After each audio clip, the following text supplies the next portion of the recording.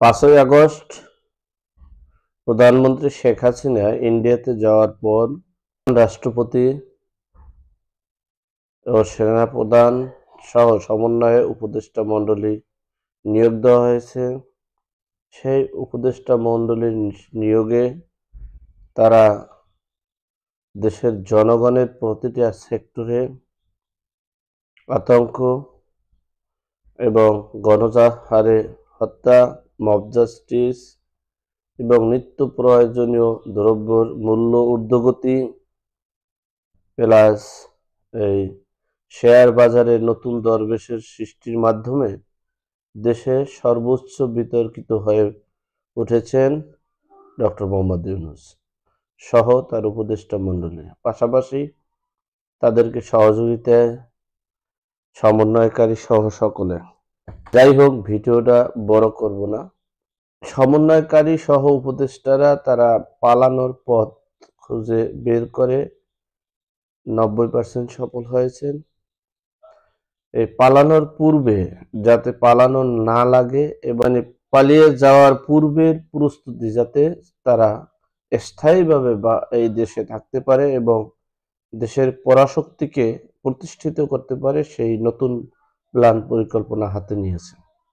সে বিষয়ে সংক্ষেপে একটু ধারণা দেওয়ার চেষ্টা করব।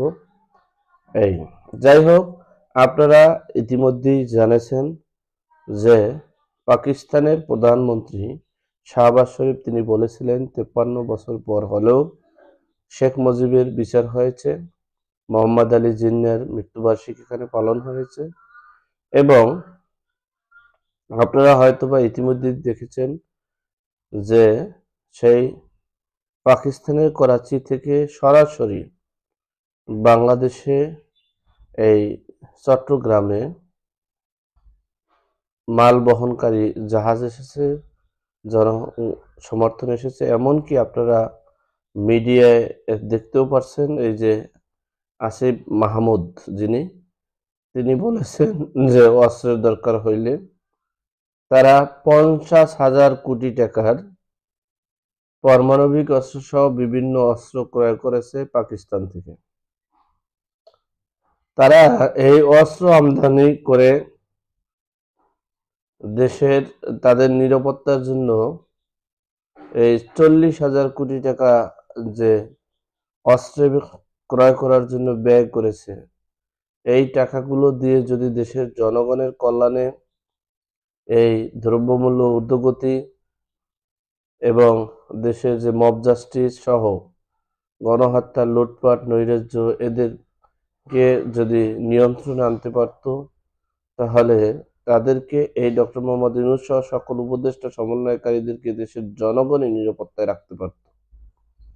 কিন্তু তারা সেটা না করে দেশের জনগণের কাছে বিতর্কিত হয়ে দেশ এবং দেশের বাইরে বিশ্বের সকল রাষ্ট্রে বিতর্কিত হওয়ার পর তারা বাঁচার তাগিদে এই 40,000 কোটি টাকা অস্ত্র পাকিস্তান থেকে আমদানি করা হলো।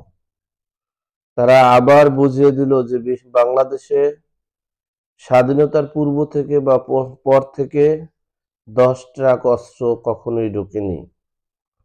বিএনপির শাসনামলে 10 ট্রাক অস্ত্র বাংলাদেশে ঢুকিয়েছিল, তার প্রমাণ বিশ্ববাসী দেখেছে। আবার সেই পথে হাঁটছে বাংলাদেশ। সেই পাকিস্তান থেকে তারা অস্ত্র, পারমাণবিক অস্ত্র, এমনকি তারা এই পাকিস্তানের ঘাঁটি করেছেন বাংলাদেশের চট্টগ্রাম অঞ্চলে।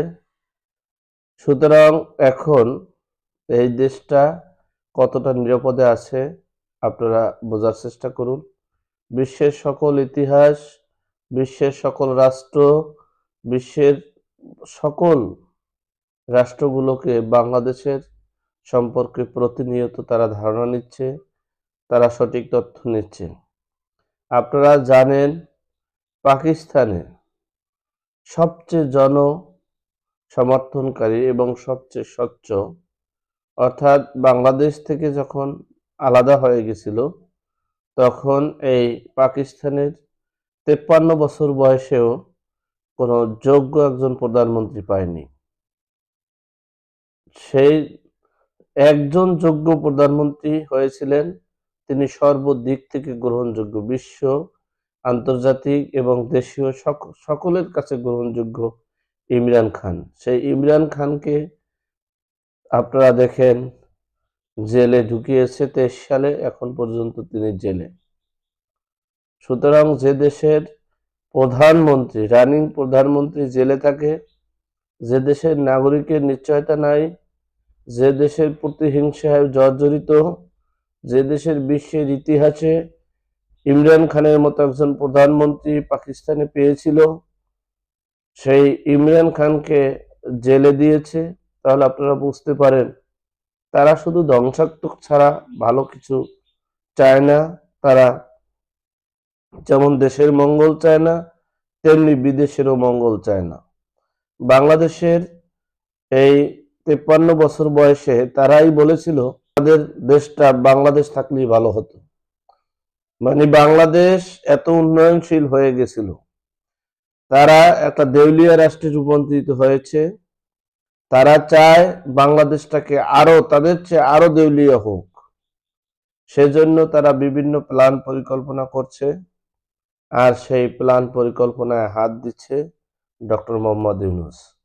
ডক্টর মোহাম্মদ ইউনূস এখন দেশটাকে অস্ত্রে সমাগম করে ফেলছে। দেশটা নির্দ্বিধায় দেশের জনগণকে গুলি করে হত্যা করা হচ্ছে, গণপিটুনি দিয়ে হত্যা করা হচ্ছে, জবাই করা হচ্ছে, লুটপাট হচ্ছে, নৈরাজ্য হচ্ছে, দখলবাজিত্ব হচ্ছে।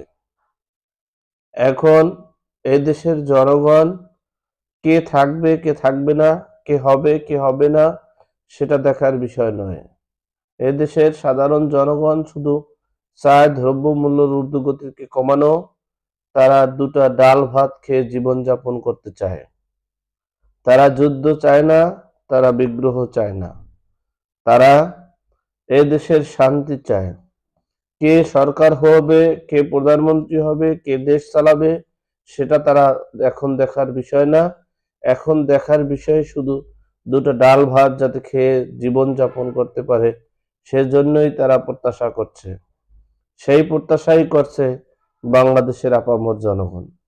সুতরাং ডক্টর মোহাম্মদ ইউনূসকে বলবো, এই সকল সমন্বয়কারী উপদেষ্টাদেরকে বলবো, দ্রব্যমূল্যের ঊর্ধ্বগতি নিয়ন্ত্রণ করুন, প্লাস দেশটা বিশ্বের কাছে একটা নগণ্য দেশ, একটা জঙ্গি দেশ যাতে প্রমাণিত না হয় সেদিকে লক্ষ্য রাখুন। মনে রাখবেন, মানুষ যে কর্ম যে করবে সেই কর্মেই তাকে তার ফল ভোগ করতে হবে। সুতরাং আমরা কেউ অপকর্মের সাথে সম্পৃক্ত থাকব না, কেউ অন্যায়ভাবে অত্যাচার করব না, কেউ কোনো লুটপাট দখলবাজিত্ব করব না। আমরা সকলে যেন সঠিক পথে চলতে পারি, সেই তৌফিক দান করুক। আল্লাহ আমাদের সকলকে হেফাজত করুক। আমিন। আসসালামু আলাইকুম।